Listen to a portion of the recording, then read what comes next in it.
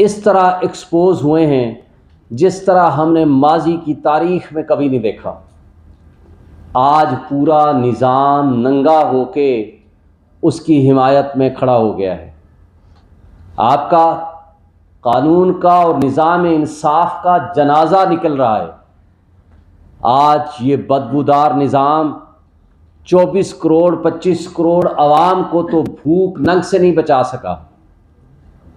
ये रियासत के अहलकार जो कि मेरे आपके पेट काट के हम उनको पालते पोसते हैं और उनको 18 बिलियन डॉलर सालाना मुफ्त मराहत देते हैं, लेकिन आज वो एक भगोड़े क्रिमिनल कन्विक्ट को बचाने के लिए सब अपना रोल अदा कर रहे हैं। कितनी बदकिस्मती की बात है। आज जिस तरह नैब के जज साहब ने पिछले 2 दिन पहले भी, एक दिन पहले उनकी हमशीरा साहिबा का इंतकाल होता है, अगले दिन सुबह सवेरे उनकी तबीयत भी ख़राब है, वो सुबह सवेरे अदालत में बैठे हुए हैं, उनको ज़मानत देने के लिए आना पड़ा। कौन लाया है? और दूसरी तरफ प्रोटेक्टिव बेल एक ऐसे मुजरिम को दी जाती है जो न मौजूद है, वो मुल्क से बाहर है। 4 साल वो इस कानून और इंसाफ का मजाक उड़ाता रहा। पूरी दुनिया में वो सेहतमंद था। उसकी बेटी और ख्वाजा आसिफ उसके लीडर ने यह कहा कि वो बीमार नहीं था, वो तो हम डील करके गए थे। इस निज़ाम इंसाफ का तमाशा करने के बाद उसकी अदम मौजूदगी में उसको प्रोटेक्टिव बेल दे दी जाती है। और रीज़न क्या देते हैं अदलिया, हमारे लिए बहुत काबिल एहतराम है। वो ये कहते हैं कि चूंकि नैब कह रहा है इसलिए हम जमानत दे रहे हैं। भाई अगर नैब कहते सारे मुजरिम छोड़ दो, आप छोड़ देंगे? कल आईजी इस्लामाबाद आकर आपको एक स्टेटमेंट दे जाए, इस वक्त जो तमाम मुजरिम इस्लामाबाद की पुलिस ने पकड़े हैं सबको छोड़ दें, आप छोड़ देंगे? वो कहते सबको जमानतें दे दें, आप जमानतें दे देंगे? क्या ये जुर्म रियासत के खिलाफ जुर्म नहीं होता? जब आप एक मुजरिम को छोड़ते हैं तो वो जुर्म पूरी रियासत में तकसीम हो जाया करता है, पूरे मुआशरे में तकसीम हो जाता है। फिर करप्शन की क्या जो जुर्म है करप्शन का, क्या वो काबिल राजीनामा जुर्म है? अगर नैब या एंटी करप्शन का या FIA का या कोई अहलकार मिली भगत करके आकर कह दे जी इनको छोड़ दें, तो क्या आप छोड़ देंगे? इसमें तो मेरा पैसा भी है, आपका पैसा भी है, इस कौम और अवाम का पैसा भी है। क्या आप उनको छोड़ देंगे? क्या आपकी अदालत की जिम्मेदारी से वो बरी जिम्मा हो जाते? फिर बड़े अफसोस से कहना पड़ते हैं, हमारे मुअज़्ज़ज़ अदलिया ये सवाल करते हैं कि क्या आपको इनकी गिरफ्तारी मतलूब है? भाई नैब के तो वो मुल्जिम नहीं है, वो नैब लेके कहां जाएगी? वो तो मुजरिम है, मुजरिम की जगह तो जेल है। आपने उनसे सवाल कैसे कर लिया? ये तो सुप्रीम कोर्ट के फैसला जात की रोशनी में उस जजमेंट की कंप्लायंस में उसने जेल जाना है। फिर उसके बाद अपील की रेस्टोरेशन के लिए आए, आपके पास जमानत के लिए आए, आप उसको मेरिट पे डिसाइड करो। लेकिन यह कहना कि क्या आपको इसकी गिरफ्तारी मतलूब है, क्या आपने उसको जुडिशियल रिमांड पे देना है? बड़े एहतराम के साथ मैं कहता हूं, क्या हाई कोर्ट के ऑनरेबल मुअज़्ज़ज़ 2 जज साहबान, क्या वो मैजिस्ट्रेट हैं ये जो पूछेंगे कि आपको इसकी गिरफ्तारी मतलूब है, क्या आप लेके जाना चाहते हैं या नहीं? सवाल यह है कि यह पार्ट हड केस था, आप सब जानते हो, मुअज़्ज़ज़ चीफ जस्टिस आमिर फारूक और जस्टिस मोहसिन अख्तर कियानी का। जब एक बेंच कॉन्स्टिट्यूट हो जाए, पार्ट हड केस हो जाए, जिसने अपीलें खारिज कर दी हैं, तो दूसरा बेंच आपने किस कैपेसिटी में बना दिया? दूसरी बात, अगर पार्ट हड ना भी हो, किसी एक को एक्यूज का आपने अगर फैसला किया हो, तो दूसरे को एक्यूज का अगर फैसला आएगा, जो इस केस में मरियम और सफदर का केस का फैसला किया, तो भी सेम बेंच होता है। यह है लॉ, सेटल्ड लॉ है। तो आपने फिर दूसरा बेंच कैसे बदल दिया? ये तर्ज अमल क्या हम पाकिस्तान में और दुनिया में अपने निज़ाम इंसाफ का भी तमाशा लगाना है? बड़े अफसोस है मुझे इस हाई कोर्ट की बुनियाद से लेकर आज तक, मैं इसका सदर भी रहा हूं, हमारी इसके अंदर हमारी रूहें मौजूद हैं, हम इससे मोहब्बत करते हैं, हम अदलिया का, निज़ाम इंसाफ का हम एक हिस्सा हैं।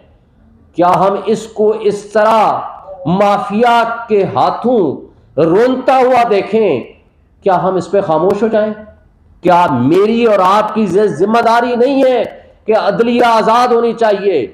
ये हमारा बुनियादी हक है कि कॉन्स्टिट्यूशन के मुताबिक अदलिया को आज़ादाना फैसले करने चाहिए। जब यहां हमारे इस मुल्क में एक साबिक जज और साबिक चीफ जस्टिस मीडिया पे आकर कहता है, जस्टिस नसीम हसन शाह साहब की बात कर रहा हूं, कि बहुत मजबूरी थी, प्रेशर था, हमें जुल्फकार अली भुट्टो को फांसी देना पड़ी, तो क्या आप वो मौलवी तमीजुद्दीन का नजरिया जरूरत जिंदा करना चाहते हैं? तो यह काबिल अफसोस है। आज दुनिया और पाकिस्तान की सोसाइटी और 24-25 करोड़ अवाम आपको देख रही है। आपका किए जाने वाला हर कदम वो तहसीन की निगाह से होगा अगर इंसाफ पे मबनी होगा। अगर माफिया के हाथों कंप्रोमाइज होकर आप फैसले करेंगे, अगर आपने किसी से पूछ के फैसले करने हैं, तो बड़े अफसोस से कहना पड़ता है, तो फिर आपका शुमार जस्टिस मुनीर के साथ तो होगा, लेकिन आपका शुमार कभी एक इंडिपेंडेंट जज के तौर पर सामने नहीं आएगा। तारीख आपको लिख रही है और देख रही है, ये वक्त एक जैसा नहीं रहता। जिस केस को प्रूव कर दिया प्रोसिक्यूशन ने, आज उसको एविडेंस पढ़े बगैर, उसको देखे बगैर आप क्या एक प्रोसिक्यूटर के कहने पे ये फैसले करेंगे? तो फिर मुल्जिम भी कल आकर कह दे, कल फिर जो भी आकर कह दे कि जनाब आप इसको छोड़ दे, तो फिर छोड़ दिया करें। तो फिर कानून, इंसाफ, ये सारी कानून शहादत, CRPC, नैब लॉ, इन सारों को फिर हम बंद कर दें, ये अफसोस की बात है। और साथ साथ में एक बात और कहता चलूं कि आज पाकिस्तान की रियासत ने जो नया उसूल कायम किया है वो है आपकी पंजाब गवर्नमेंट। अल अजीजिया केस में वो सेंटेंस सस्पेंड कर दी जो यहां केस अभी सब जुडिस है। क्या वो सुप्रीम कोर्ट है? क्या पंजाब गवर्नमेंट ने ये केस बनाया था?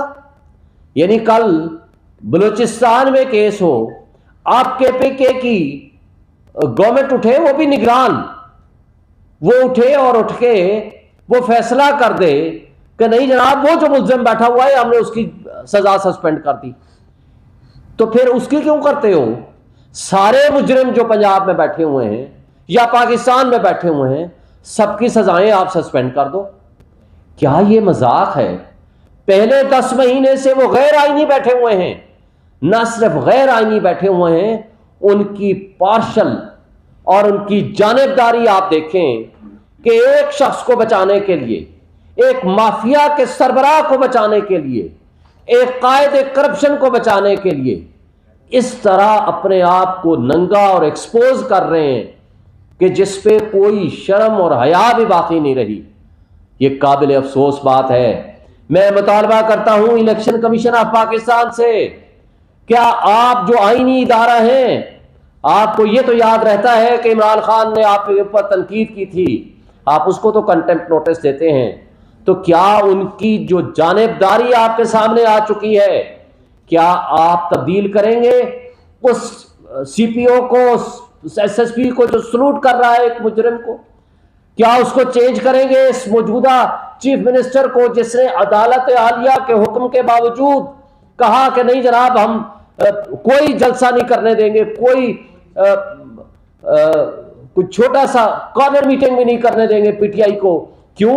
इनका रिकॉर्ड ही मुजरिमाना है, और जो मुजरिम है वो आपका VVIP है, और जिनके बारे में आपको शक है कि इनका रिकॉर्ड खराब हो सकता है, और रिकॉर्ड कौन खराब करता है? आप गिरफ्तार करते हो, रिकॉर्ड खराब कर देते हो। पूरे पाकिस्तान में 100 से ज्यादा मकामात पे हमने जलसों की इजाजत मांगी, पूरे पाकिस्तान में एक जगह नहीं मिली, और जहां जगह मिली इजाजत वो आपने कल वो हशर देख लिया कि किस अंदाज से उनको गिरफ्तारियां की गई। क्या ये हमारा बड़े काबिल एहतराम, आज मैं बात करता हूं, हमारे चीफ इलेक्शन कमिश्नर और इलेक्शन कमीशन जो आईनी फोरम है, क्या वो देख रहे हैं या नहीं देख रहे? अगर वो देख रहे हैं तो इस अंदाज हुक्मरानी को क्या उनको चेंज करने का कोई हुक्म ऑर्डर करेंगे? क्योंकि ये आपकी चॉइस थे, इन्होंने उनको लगाया था, मोहसिन नकवी को और उनकी कैबिनेट को।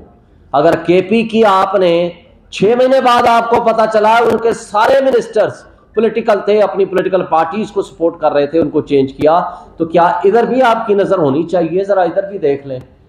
तो बड़े अफसोस से कहना पड़ता है कि हमारे मुआशरे में ऐसी बुरी मिसालें कायम की जा रही हैं कि जिससे निज़ाम इंसाफ और निज़ाम कानून और हमारे रियासती इदारे अपनी रिस्पेक्ट खो चुके हैं और उनका पब्लिक की नज़रों में सिर्फ एक ही बात है कि इनका कोई काम नहीं और सिवाय इस बात के कि ये सिर्फ माफिया को सपोर्ट करते हैं।